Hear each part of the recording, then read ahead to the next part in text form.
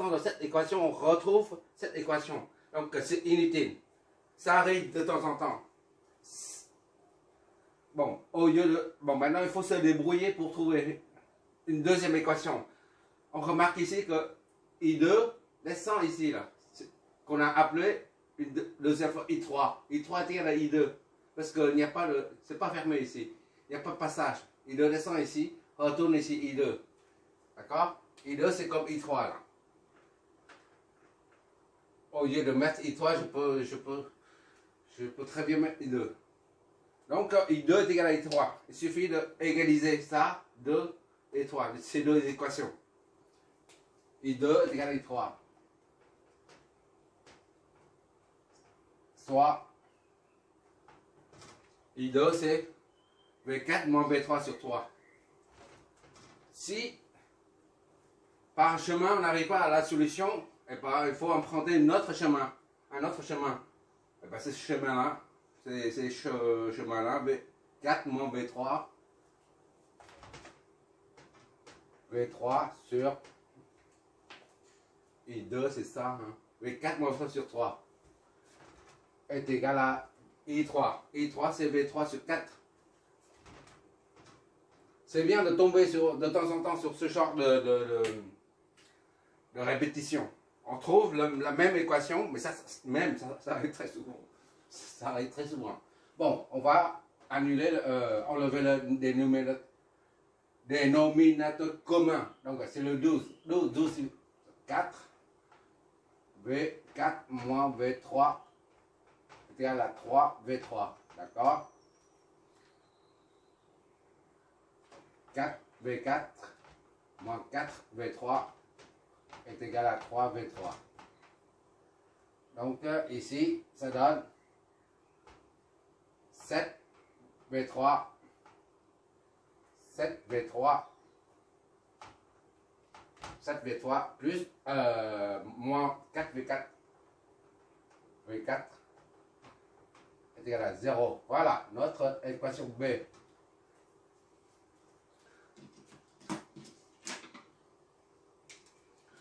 La calculatrice.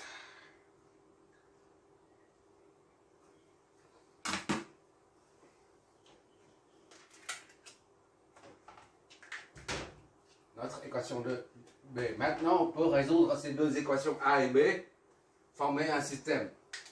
On reprend ici A. Ça nous donne 5V3 plus V4 plus V4 plus 1V4. Voilà, 5V3 plus 1V4 est égal à 36.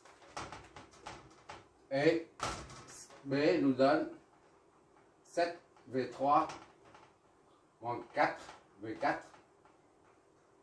Ça nous donne 0. Donc, ce système, la matrice, c'est quoi? 5, 1, 7, moins 4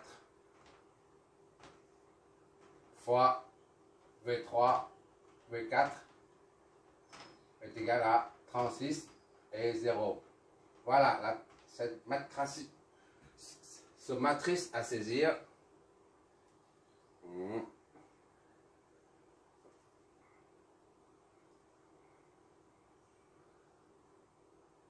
C'est sur 3 et 28 sur 3.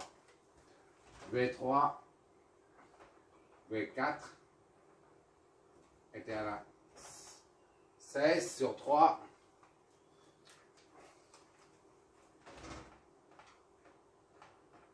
Et 28 sur 3. Voilà. En volts. Ce sont des potentiels.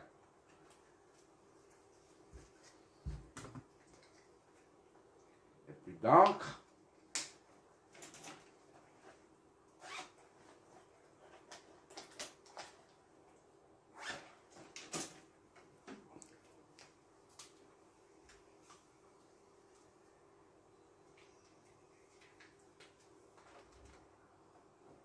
Voilà.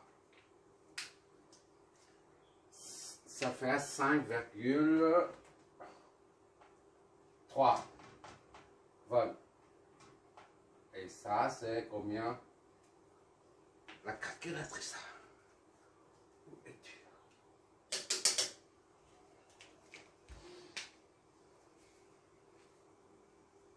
9,3. 3 volts à peu près. D'accord?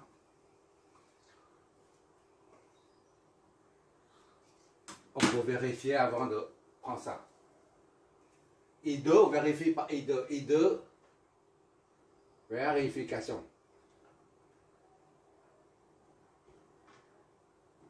I2 est égal à V4 moins V3 sur 3. C'est-à-dire, I4 est de 9,3 moins 5,3 sur 3. Donc ça, c'est positif. D'accord? C'est 4 sur 3, c'est positif là. C'est 4 sur 3. Positif, ça signifie quoi? Le courant I2 part, c'est comme ça. Son sens est correct. On n'a pas à l'inverser parce que c'est positif. Et ça signifie aussi que le courant V4 est supérieur à V3 puisque le courant I2 circule du potentiel le plus grand vers celui le plus bas. Donc V4 doit être supérieur à V3. On voit bien ici. Donc ça permet de vérifier seulement. Bon, en fin de compte, ça c'est la vérification. Une petite parenthèse. Bon, maintenant V30. V30 est égal à VTH. D'accord? Alors V30 c'est V3 moins V0 est égal à VTH. Donc V3 moins V3 là. V3 c'est 5,3. D'accord? Ou 16, tiens, moins 0 est égal à VTH. Soit VTH est égal à 5,3 volts. Voilà, notre fameux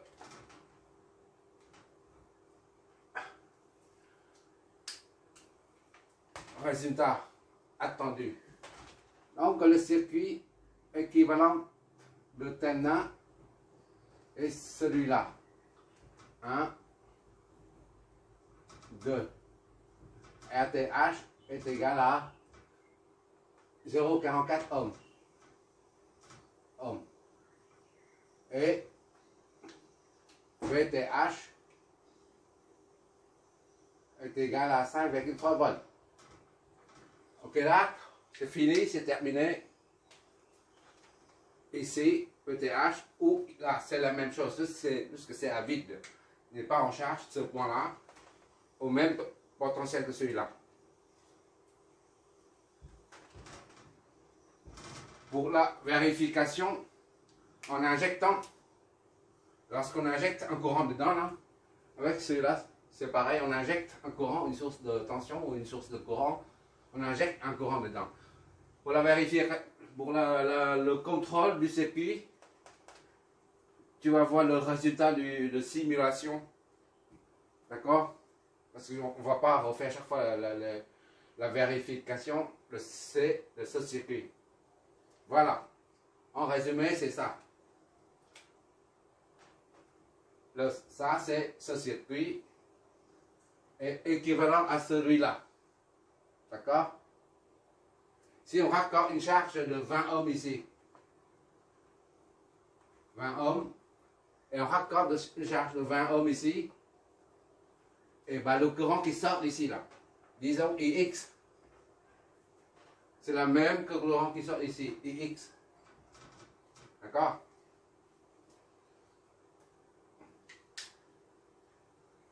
Peut-être je vais faire un autre exo avec la source de... Au lieu de la source dépendante, indépendante du courant. Maintenant, je vais faire un autre exemple où la source dépendante dépend d'une différence de potentiel. D'accord? C'est pareil. En fait. Je vais voir si on va le faire. On n'a pas beaucoup de temps. Je vais attaquer les AOP et puis les filtres, les circuits intégrateurs, différenciateurs les circuits représentant les équations différentielles, premier, deuxième ordre, ainsi de suite. Pour finir, après on attaquera les circuits sinusoïdaux. Là, on est en courant continu. On va attaquer dans peu de temps les circuits alternatifs. Merci d'avoir regardé.